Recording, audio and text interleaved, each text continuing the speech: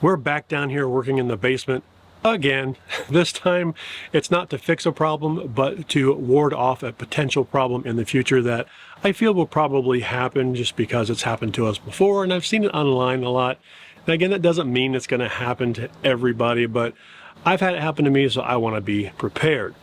But before we do that, I want to take you inside and share a couple of other small projects with you that I think you'll find interesting. Per usual, we're going to have chapter markers down below, so if you just want to skip to one section or another, feel free to use those chapter markers. Let's go inside. Most toy haulers have a bunk above the garage like this one you can see up here. It's kind of designed for a child or perhaps an adventurous adult. It does come with one of those really thin kind of mattresses up there. I wouldn't really even call it a mattress. It's just kind of a foam pad. But we use it for storage and we call it the attic. We don't put anything heavy up there. Mainly it's like blankets, pillows, miscellaneous stuff that we just don't use very often because we don't want to be climbing up in there to get things on the regular. Those kind of things we put in our storage in the garage or somewhere else. But my point here is I don't want to put anything heavy up there because it's so high to the center of gravity in the RV, so high in the frame, and I just don't want any flex or anything, really going on up there. So we just store light stuff up there.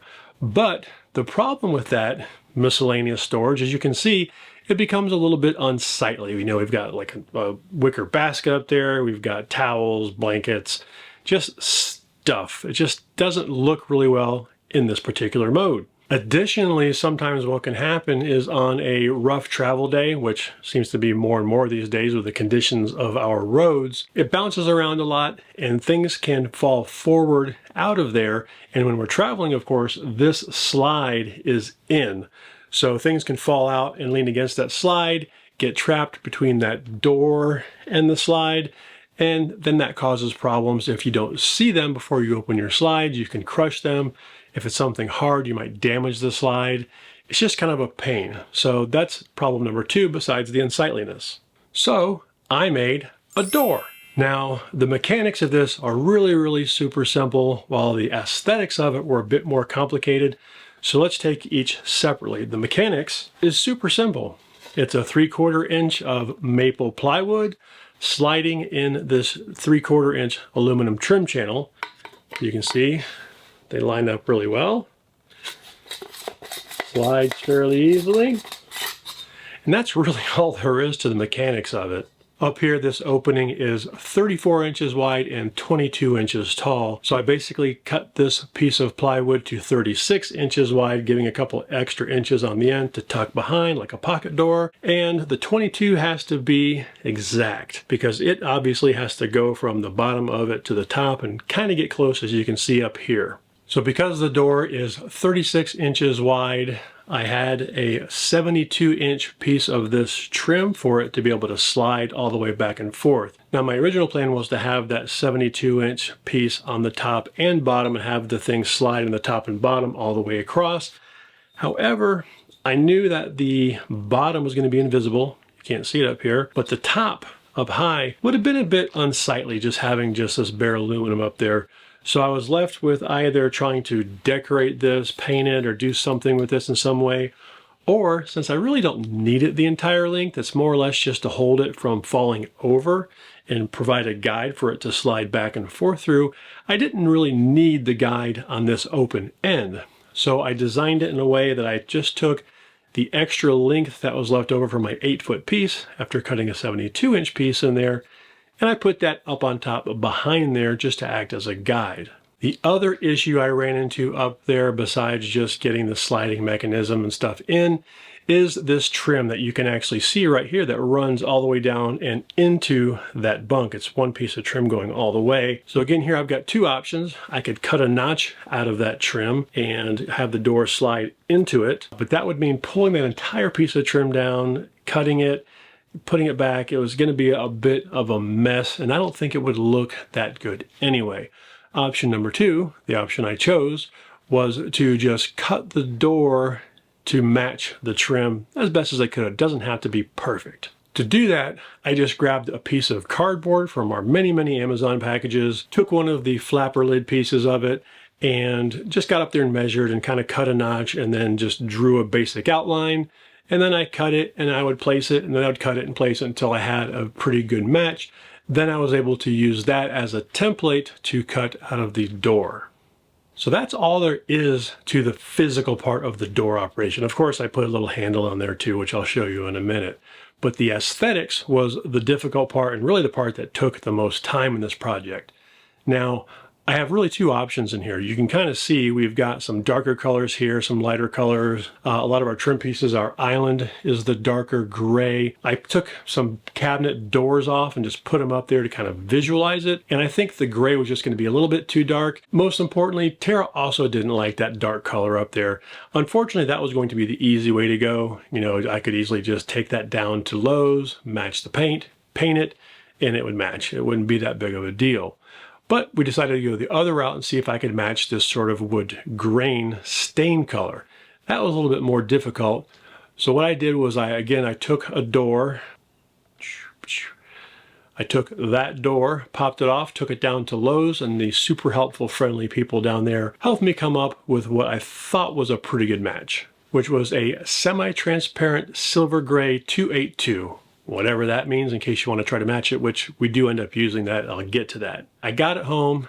I had already cut my wood, so I took some of the spare pieces to use as test beds. I put that down, and it was just a little bit too gray. It wasn't really going to match. The wood grain wasn't showing through. So back to Lowe's I went. It happens a lot with these projects, back and forth to Lowe's. So I decided to try out some dark walnut stain. I just wanted to get it into that grain and kind of bring out the wood grain a little bit more so that when I put the silver gray on top of it, it would show through. That's what I did. I put a light coat of that dark walnut on, let that dry, and then I came back over the top with the silvered gray, and holy cow, it was almost perfect. Sample, and then mine. Nice. I was so shocked I nailed this on basically try number 2. However, my first attempt on the larger 36 by 22 piece of wood wasn't quite as perfect as that other one was. I think I used a little bit too much of the dark maple because when I put the other lighter color back on, it was just too dark overall. So I knew I needed to put that dark walnut down even lighter. So I just flipped the piece of wood over, putting the walnut down super, super light. Coming back over with the silver gray, and voila, it was almost as perfect. Tiny bit darker than my super perfect test piece, but it still matches really well. And I didn't really realize until I got it up in here that there's quite a bit of variation in the lightness and darkness of the wood in here anyway. When it came to securing these tracks into the loft up there, I was originally thinking that I would want to just glue it down. That way I wouldn't have to deal with any screw heads or anything in here. But after I was looking at how this piece was going to go up in there, I realized that I was going to have the piece laid down like this and then tip it up like this and glue the top and bottom. It just was going to be kind of messy. So I decided to just drill some holes and then get a countersink in there and countersink those heads. That worked out a lot easier. Nice and flush. It also allowed me to kind of screw them in a few at a time. You're going to see that when I got up in there, I raised the piece up, slid it out of the way, put a couple of screws in, slid it back, got the screws over here. So it wasn't difficult to screw those in, and I just used 1-inch number 6 wood screws. I decided rather than try to find one of these handles or get one to kind of match the handles in here, instead of doing a handle, I just installed a single small knob in the bottom left corner up here. You can't even see it, and that's the whole point, but it gives me plenty of leverage to open and close this. Now, the end result is it works great. It is a little difficult to slide back and forth. I may end up putting some type of lubrication in that channel, but the thing is, we don't need to get up there very often. It's not like I'm up there opening and closing, getting things out. When we get something out of there, it's maybe once a week, if that. So having it be a little stiff to slide open and close isn't a big deal. The important thing is that there's a door on there now, and we can open it when we want to and close it when we want. Yeah, a little stiff, but not a big deal. The nice thing is it looks much better than just a mess up there, and I don't have to worry about baskets and blankets and pillows and stuff coming out of there and jamming up our slide. Easy peasy. Project number 2 is even easier than this one. For that one, let's go to the truck. A few of you noticed in a recent video that I attached the D-ring from our breakaway cable on the RV to the hitch in the truck.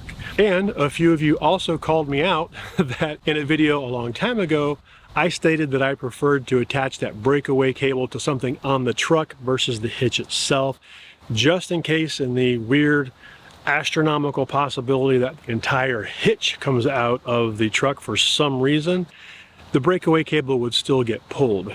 Granted, the possibilities, I think, of the 4 mount points of the connect system in the truck all coming out is really super tiny. I still wanted to be prepared for that possibility and stick with my gut and attach it to the truck. Now, I used to attach it to this kind of a cleat that's on the inside of the truck back in our 350 and also in this 450, but when we had the Volta system put in, it replaced the cleat on that side, and I didn't want to wrap it under and go to the other side or attach it some other weird place, so that's why I was attaching it temporarily to the hitch itself. I was basically being lazy, knowing that I would have fixed it eventually, but now eventually it's here and it's time to fix it. So while I was at Lowe's picking up the wood and stuff for that other project, I really didn't know what I needed, so I grabbed a few options and brought them back. I got a couple of options here. A couple of different eye bolts, one that I could maybe put right into the frame of the bed, one that I can maybe put into the toolbox, and then I also got this boat cleat, and I think I'm going to go with the boat cleat and put it right on the back of the toolbox right there. Okay, I want this to go straight to right around here. So I think what I'm going to do is I got plenty of room for this to stick up through here. So I'm going to screw it right up into the bottom here.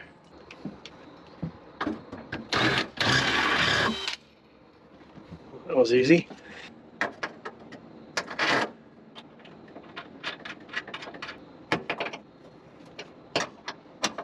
I think that's going to work out quite well. That was very simple. You can see right here my bolt just coming through the bottom here, and I can just click my ring right in there.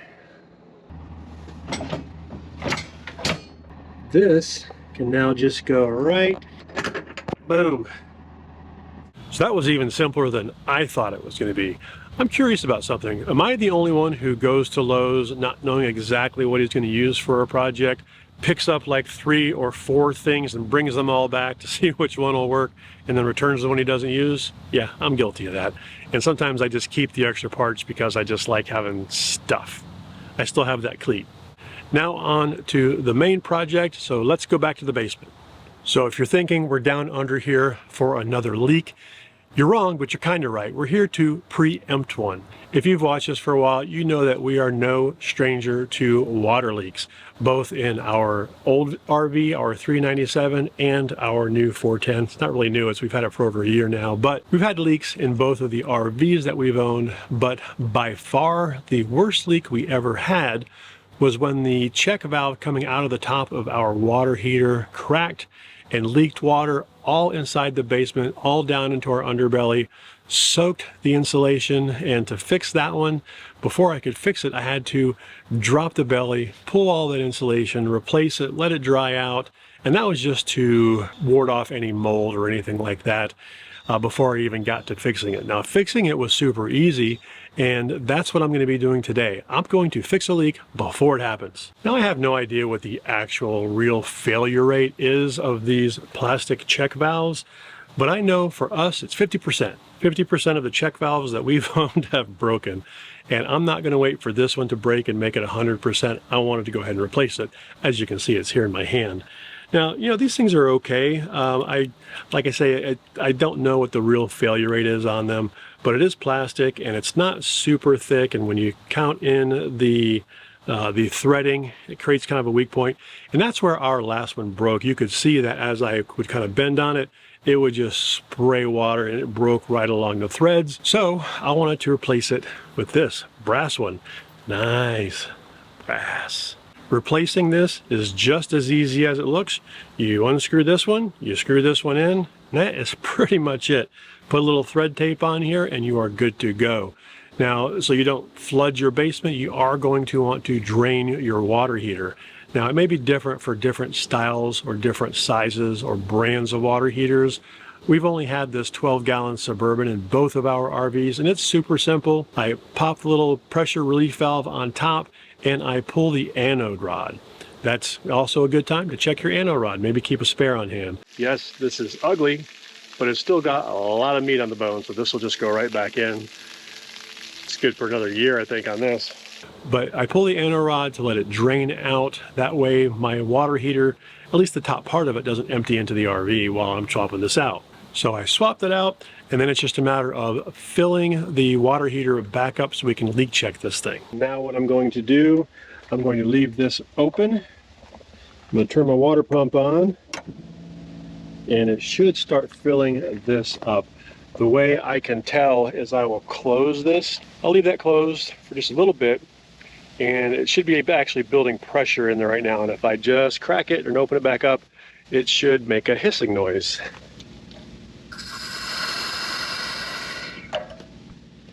Yep, that's good. So now all I have to do is wait for the water pump to pump 12 gallons back into the water heater.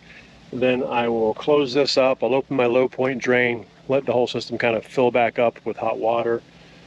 The water's not actually hot because the heater's not on, but you know what I'm saying.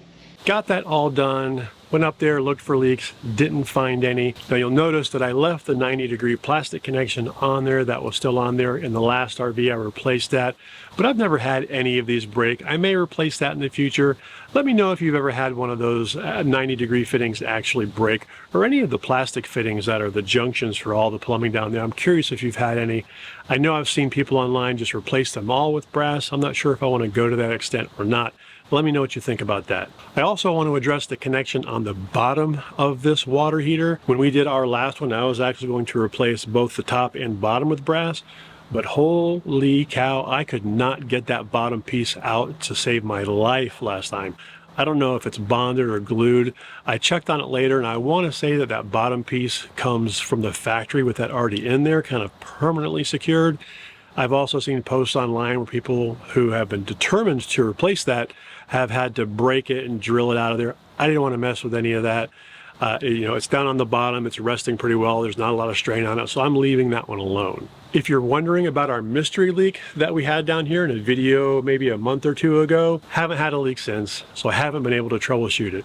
I did, however, have a lot of great suggestions from you guys on that, so I really appreciate it. One of them was to use a leak detector spray, where you kind of spray this powder down, and then if you have a leak, you can kind of follow the trail back in there. Some of you also mentioned this cheaper option, which is a Gold Bond spray, and I bought that. So I'm going to spray that down there. That way I can kind of trace the leak and see where it comes from.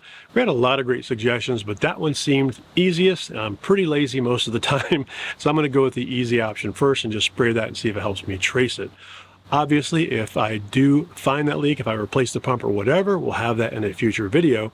So be sure to subscribe if you haven't already. That's all I have for this one. Please put your comments down below, and we'll see you next time.